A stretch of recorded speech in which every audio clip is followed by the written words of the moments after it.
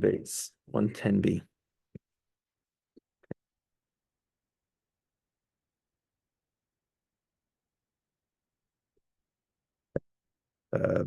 One second. Yeah, the Mishnah. A little before the Mishnah. One A little second. bit before.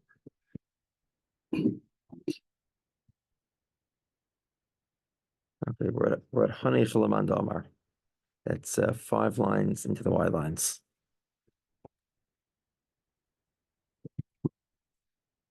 Okay, so we're middle of a discussion where the creditor is going to confiscate property belonging to the borrower. In this case, the property was actually sold to a buyer. So the borrower sold the property that he had a lien on, that the creditor had a lien on, to a buyer, and that buyer is losing that property. So now the Gemara, in terms of this confiscation, the Gemara says that if there is shvach, if there's investments and appreciation that was done by the buyer, so the creditor has to pay him for that appreciation, presuming, of course, that appreciation is in excess of the loan. So if the property with the lien on it was worth $50,000, and now the buyer appreciated the property another $50,000, he pays him $50,000 in cash for that appreciation. So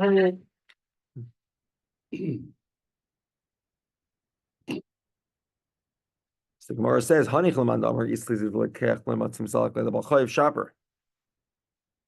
this one makes sense according to the opinion that says that if the buyer does not have money that even if the buyer had money, let's say the buyer has $50,000 cash, so can he say, leave me with the field and the appreciation and I'll pay you back for the loan?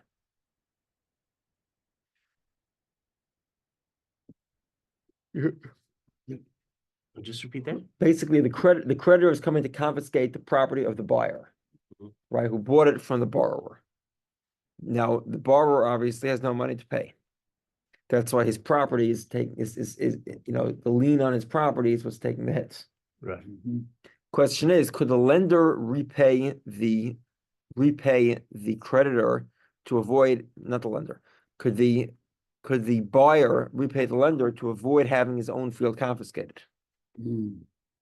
So if he cannot, so then it makes sense. However, however, if he could, in other words, the buyer could remove the creditor by paying him money without giving him the property. So then why can't he make the following argument? Namely, if I had money, I would have removed you from the entire property.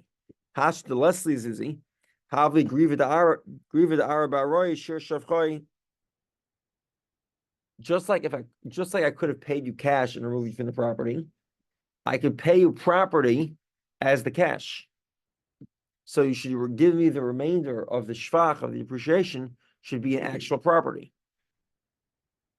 In other words, I don't want you to give me a cash reimbursement for the appreciation. I want you to give me a property reimbursement. I want a portion of the property. So the Gemara says that, technically speaking, that would work. However, we're referring to a scenario in the Shavi Nili Apaitiki, where the property was an Apaitiki. We'll explain in a moment. To Amalei, he told him, Lo yehelecha paroin ela mizum. An Apaitiki is where the borrower says to the lender, this is where you'll collect from, this property. In that case, even if the buyer of the property, the Lekuches, wants to give him cash, he cannot, because they specified that his payment will be a specific property. Okay, now we switch gears completely. So this is a totally separate discussion. Now we discuss the laws of paying a worker on time. We'll see there are a couple of different verses. If you have a fancy Gemara with the verse on the side of the pages, this will be helpful. As we go along, there are like three separate verses, and we'll have to see what applies to which categories. Okay, so Makabel Sada Mechavera Shavua Echad. A guy is working for a full Shemitah cycle, 7 years. B'sheva mea zuzi, for 700 coins. Hashvias min aminyan, Shemitah is, you pay him 100 coins for doing nothing on Shemitah. Kibli menu sheva shanim b'sheva mea zuzi. If you hired him for 7 years of work, 100 coins per year, ein hashvias min aminyan, then it's only the work years. If you hired him for the next 7 years, you include Shemitah. If you hire him for 7 work years, then Shemitah is not included. Schir yom, a day worker, you can pay him up until the next morning, throughout the night. Schir laila, if he's a night worker, you can pay him the entire day. Schir shois, if he's an hourly worker, collect the entire night and the entire day. We'll have to explain what this is. It's a debate. We'll get to it. Schir Shabbos, Schir Chodesh, Schir Shana. You hire a guy for a week, a month, or a year, or Schir Shavua, 7 years. Yotze b'yom, if he leaves he completes the assignment, the time frame, the 7 years by day. So you need to pay him before the end of the night. Yotze b'layla, he leaves by nighttime. If he leaves by nighttime, he gets the entire night and the entire day. The rabbis taught me, how do we know that a day worker pays the entire night? So you hire the guy by day, he leaves in the afternoon, you have until the end of the night to pay him. Okay, so this is the first verse. If you have the fancy Gemara, is worthwhile read it in its entirety on the side. Oishik is to extort. We'll soon try to give a quantifiable definition of the word oishik. Don't extort your friend. Don't steal. Don't leave the salary of a worker with you until the morning. Well, what does until the morning mean? You have a whole night to pay, right? Yeah. Okay, if you have the fancy Gemara's reading, look at the next verse, which is just a few verses later, and also in Deuteronomy toward the end. You should pay him. You should pay a worker by day.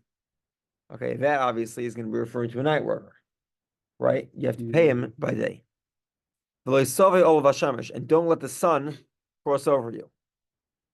Right? In other words, pay him when the day is still fresh and before the sun sets. Okay, because he's poor. And to this salary, he needs it to live. And so he shouldn't call out to God that he's poor and his employer isn't paying him, and you'll have a sin. Okay, these are the two verses, and we'll see there's a third one as well. How do we know that a night worker pays the entire day? You pay him by day, meaning you have the entire day to pay him. Maybe it's the opposite.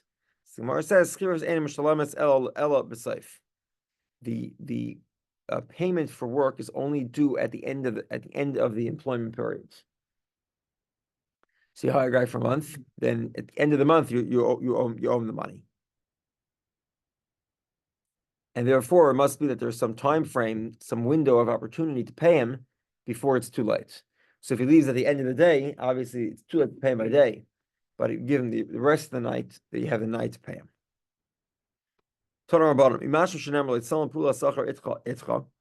Because the verse says, don't let the money sleep overnight. I know obviously that you have to pay him before morning. So what does the verse say till morning? You only violate this law once. It's the first morning. So you have money, you have to pay a worker. You have that nighttime to pay him, you don't pay him. Morning time, you violate this law. The next morning, you don't. What's afterwards? There's a prohibition. There's a prohibition. It's not quite a prohibition. The verse of Baal Tisha is in Nevi'im, it's in prophets. It's not in the Torah. Sorry, it's in scriptures. It's in Mishlei.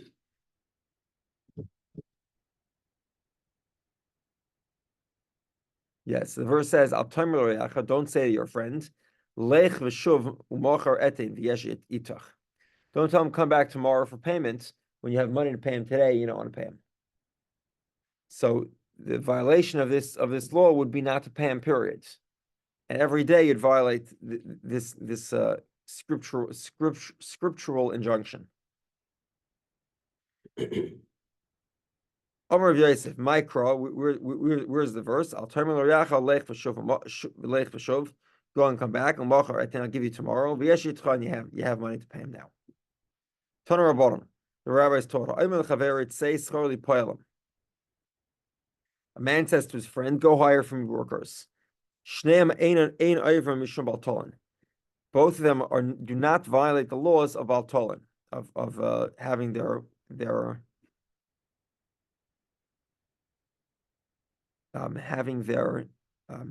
salaries be hung overnight. 1 second. Okay, let's explain. Basically, you only violate the laws of Baltolin of not paying your workers on time if you actually hire them and you pay them.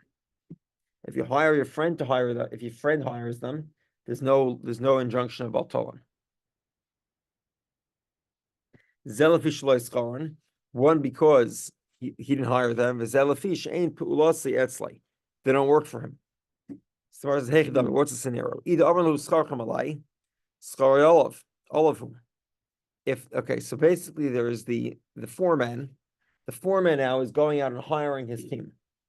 So if the foreman accepts responsibility for their salaries, he says, I guarantee the salary. So then he has to pay them. We show him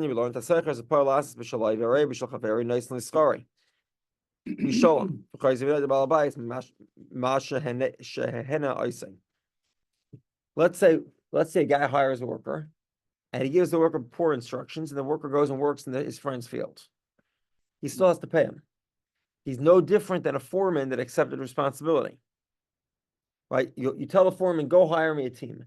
He hires the team, and they go work in his field. Fine. If the foreman accepts responsibility for the salaries, he's obligated to pay, which is no different than if the owner hires them but sends the team to work in the wrong field. He's also like a foreman that accepted responsibility. In that case, the foreman would have responsibility to make sure that the injunction of Leisolin all of Hashem Leisolin is not violated. The money isn't held overnight. Now, as an aside, if an owner sends the workers to a different property, the wrong property, then he's allowed to recoup the benefit of that work from the owner of that property, if there was a benefit, presumably. The Gemara says, the foreman said, no, I'm not taking responsibility for your salary. It's the owner that's going to pay you. Okay, now because here the one who hired them, the one who's paying them is two separate people, therefore there's no violation of Leisolin. Not only that, some scholars would take advantage of this law. Yehudah bar Meremer Omer l'Shamei Zil Ogerli Poilem Ve'em Lehu Scharcham Abal Bayis.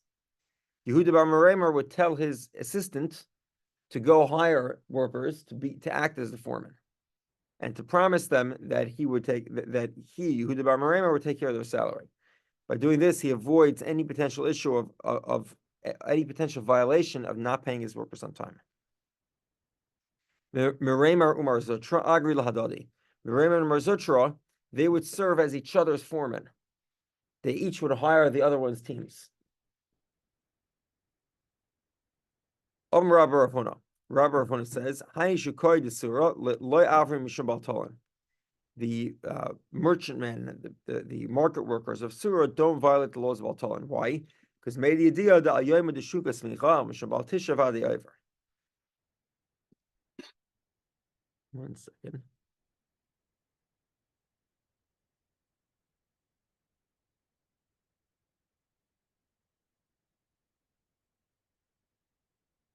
Okay. Basically, these market workers, it was understood they were not being paid. They were not going to get paid until the market day. That's when the merchants had enough money to pay them. Therefore, there is no first morning. Meaning, the first morning is you hire someone to clean your house. You have to pay him. He cleans it they clean it by day. They're due money by night, no later than the next morning. If you don't, you violate the laws of Altalon. However, if there is an expectation that you're not going to be able to pay them for a week, they've already finished the work a week earlier, then there's no violation of Altalon, period. There is no first morning because the work has been done and they've agreed to postpone payment for a week. However, once that day comes, the week later, then if you don't pay, you violate this other scriptural injunction not to delay payment. But the principle of the injunction is not violated. Okay. An hourly worker gets collects a salary an entire night and an entire day. So what does this mean? An entire night, an entire day. So according to Shmuel, it means exactly what it means. It means you have an hourly worker is a unique exception. If he finishes work by day, you get the full night to pay him and the full day to pay him. That's by the end of day, next day. Correct. However, Rav says, no. It means exactly what I meant beforehand. If your hours were at nighttime, you have until the end of the day. Your hours were by daytime, you have until the end of the night. Amar Rav, schir shoyes the yom, gova kol yom. The day workers get the entire, 1 second. 1 second, hold on. No, I had that wrong.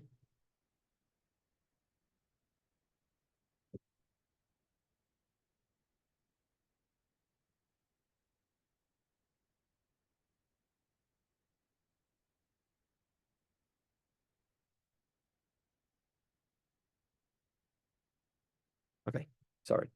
Okay, Rav here is referring to a worker that works at no more than the first half of the day.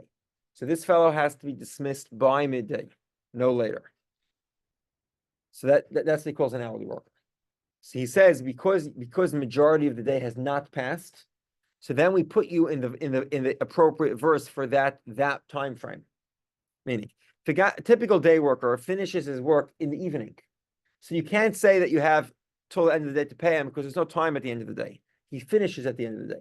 That's why we give him the next verse, like Solon of loss. Don't leave him at overnight. Same thing with a night worker, right? A night worker he finishes his work in the morning. So you don't have enough time to pay him by night. So therefore you have to pay him the entire day. But this type of worker works the first half of the day, less than the first work, not to exceed the first half of the day, or not to exceed the first half of the night. So he has to be paid before the night is over, before the day is over, within the same time frame. Shmuel says no. If he finishes work by day, the first half of the day, he has until the end of the day. A night worker, however, he gets the end of the night plus the end of that day to pay him. Meaning, the idea here is it's at the end of the calendar day. So a Jewish calendar day begins at sunset and it ends at sunset. Right?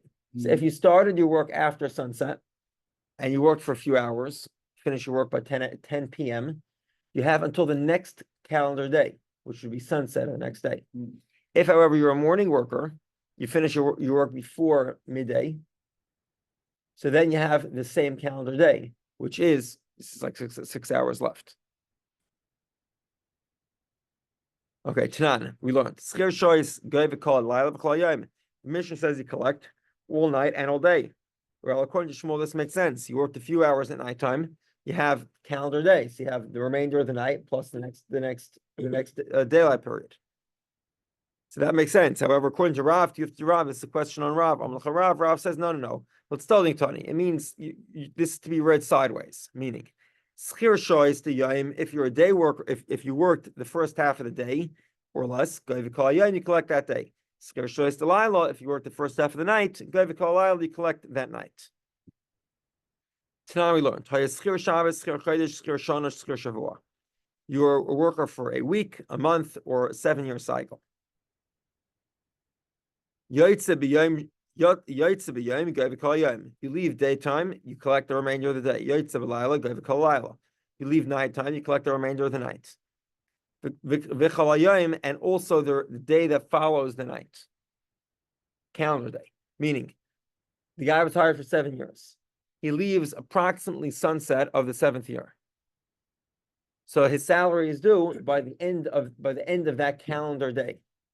Because he left after sunset, he has till the next sunset to be paid. So that would give a full night plus a full day, not a full night, an almost full night, because he left after night, he left after sundown, and a little bit, so almost a full night plus the full day.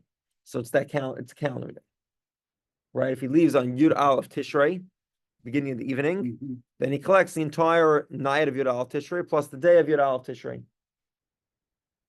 Now, does he collect this every single day? Because he's working for 7 years, so. No. So if He just gets paid once? correct. At the end of 7 years? If he's hired for a 7-year period, yeah. So the operating principles here is what we saw before. That means that a salary is due at the end of the work period.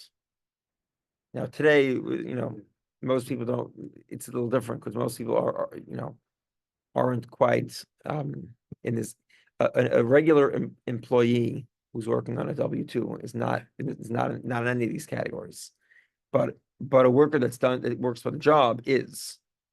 So if you hire a contractor who expects regular payments, and there's two ways. You can hire a contractor by the job where the payments are fixed, or you can hire him by the hour, and you pay him every set period that you agree to pay him, and it's due at the end of you have that window to pay him. And the same would be true if you hired a plumber or an electrician, etc. Money's due at the end of the day, unless you come to an agreement with him, and that's fully acceptable as well. No, it was bothering me, a 7-year period not to get paid this. Yeah, well, it's obviously the guy's getting a DM or something. He's getting supported during the interim.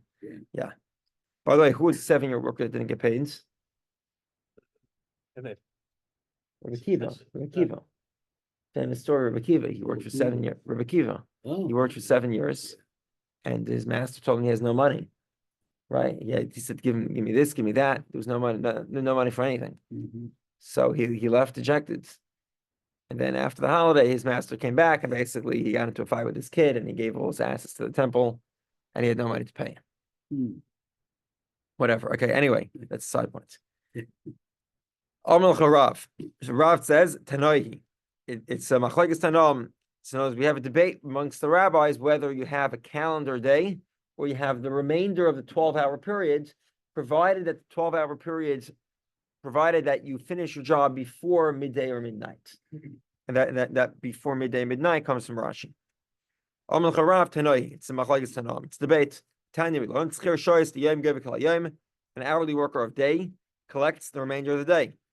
An hourly worker of nighttime collects the remainder of the night. Div Rabbi Yehudah, it's the opinion of Rabbi Yehudah, that's the opinion of Rav. Shimon says no. If you finish before midday, you collect the remainder of the day. If you finish before 12 a.m., then you collect the remainder of the night plus the next day. From here we see there are 5 violations to the laws of holding back a salary. Okay. The essay and 1 positive commandment. So let's see, what are they? Bal ta'ashek, do not extort. You have the fancy Gemaras, you look on the side of the page. Bal ta'ashek es riyachav le'sigzal v'solam pula socher itcha ad baiker. Okay, the verse is don't extort, don't steal, don't let the salary go overnight. Okay, so bal ta'ashek is 1. But the same verse, bal tigzal, don't steal, is the same thing, same prohibition. And we'll also see in the same category in a moment. We'll skip one, but it's bal tolan. All of this is referring to holding back a salary. Don't extort, don't steal, don't let the salary sleep overnight. The payment sleep overnight. Okay, but in between we have bal tashik socher ani. This is a verse in Deuteronomy. Don't extort the salary of a poor man or an Evian, and an Evian is extremely poverty stricken. Okay. And then we have back to Loisolin. That was what we saw previously, Baltolin. There's a positive obligation to pay him on time. Don't let the sun set over the money. Right? So we have five. We have five of them. Obviously, the Loisolin is only if the salary is due at nighttime. Don't let the salary sleep till morning. If the salary is due by daytime, then we say don't let the sun set on it. Right? Obviously, you can't violate those two at the same time. It's impossible. Because you only have one window of violation. Remember, it's only the first morning, the first evening when you violate the law. After that, there's no violation anymore. So if there's only one window, it could either be night or it could be day, but it can't be both. It either could be you violate the law at sundown, or you violate it at daybreak, but not both. Okay. Amr Chizr says, Shem Schiras Ba'alma. Okay, that while it's true you can't violate all of these at the same time, two of them clearly are mutually exclusive, but they all have it's the same commandment effectively. They all have the name of schiras. Not paying your workers on time incurs potentially up to 5 violations, although obviously only 4 are possible at once. Okay, Ezu Oishek ve'ezu Gezel. What's the distinction between Oishek, which I think literally means to extort, and Gezel to steal? So we'll see here a number of different proposals. So Amar Rav Chizr says, Lech v'shoiv zehu Oishek. Come back tomorrow, I'll have your salary tomorrow. Oh, come back the next day, I'll have it the next day. That's Oishek, that's extortion. Yesh l'cha biyadi, I have your salary ve'eni nice and I'm not paying you. Then what are you? Zehu Gezel, that's the thief. Oishek is he's slippery. Come back tomorrow, and he has no money to pay. Yeah, false promises. That's the extortion going on here. Massive Rav Sheshes says, what do you mean? Ezu Oishek shechayev al Torah korban. Do you need to be kadden? Be kafar le'memayne. The Oishek we're referring to has the potential of bringing a korban, a sacrifice. A sacrifice is only brought on an oath that's made with falsehood. 1 second. If the guy is just being an annoying brat, right? He's an extortionist, albeit, but he's that's not denying an obligation. In order to be oishik, you have to have a denial so that you can make a false oath. How did that happen? So I've already paid you. That's extortion. Yesh I have your salary and I'm not paying you. Zeu gezel, that's the thief. Maskefal bias from saying you didn't solve anything. Because the gezel here, the stealing, also has to be the type of stealing that you can make an oath on and deny. So he says, Ezu gezel shchayv of Torah korban, do you become then bina? It requires denial. El Abaya said, no, this is how to do it. I never hired you, me'olam. The whole story is baloney. I don't owe you a penny because I never hired you. Zeu oishik, that's extortion. Nasat v'cha, I've already paid you, and I lie under oath. Zeu gezel, that is thievery. So the Gemara says, "Lo sheish ma'ishna oishik the kashlei ma'ishna gezel the like kashlei." 1 second. Both of them are in the same verse. So Rav Sheshes says, "I'm not paying you" is thievery, and oishik is lying that I've already paid you. 1 second, but Rav Sheshes knew that Gezel also requires a denial. What denial? Why did Rav Sheshes not think it was possible to have a denial? But he gives an example where there is no denial. His example is where a guy says, "I'm not paying you." That's not a denial. Why didn't he realize that there would have to be a denial for thievery as well? So Gezel the Gazel v'Hadar Kafrei. According to Rav Sheshes, he says, "I'm not paying you," and then he lies about the whole thing. So Gemara says, 1 second. So then why can't there be a scenario where the guy says, come back tomorrow, and then he lies about the whole thing? Why is Rav Sheshes disagreeing with the first opinion? Because you have to have a denial. But then Rav Sheshes proposes a scenario where thievery doesn't have a denial. Mm-hmm. So it must be thievery does have a denial. Well, then Oishik also has a denial in the scenario of Rav Chizd as well. So Gemara says, no, there's a distinction here. There's no comparison.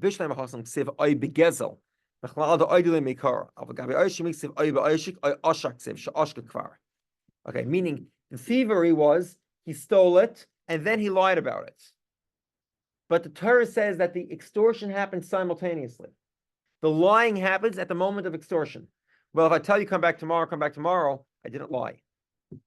Says Rav Sheshes, how is it possible to lie and extort and have to make an oath at the same time? I never hired you. I never hired you.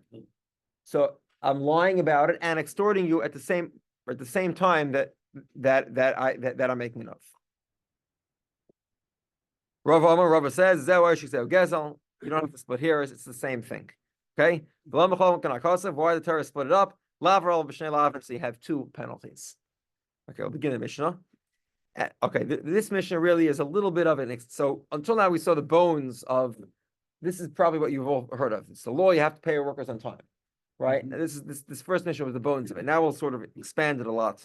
And tomorrow I urge you, if you have a moment, to look at, if you have the fancy Gemaras, look at the side of the page. There's a number of verses that are quoted here.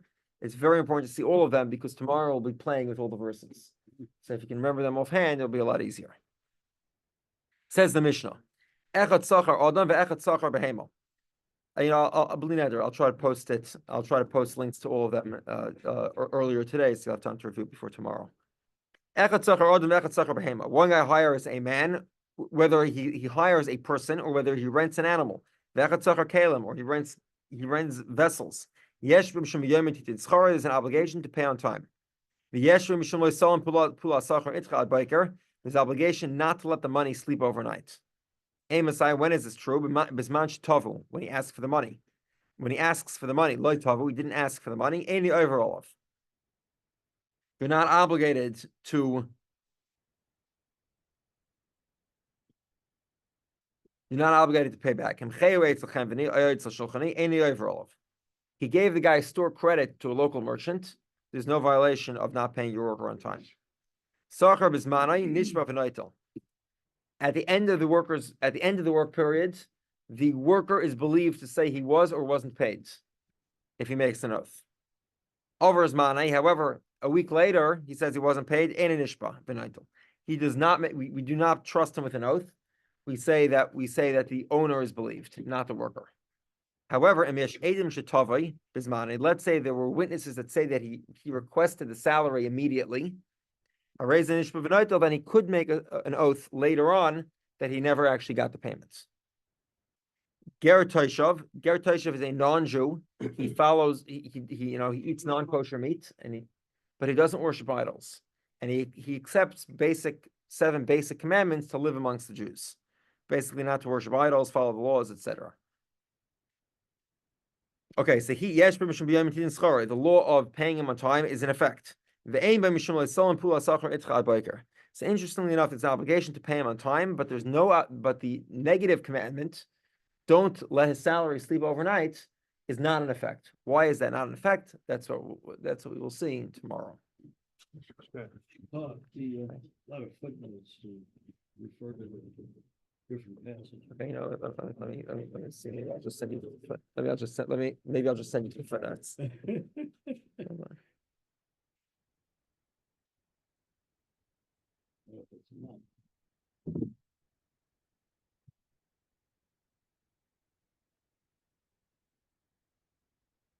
No.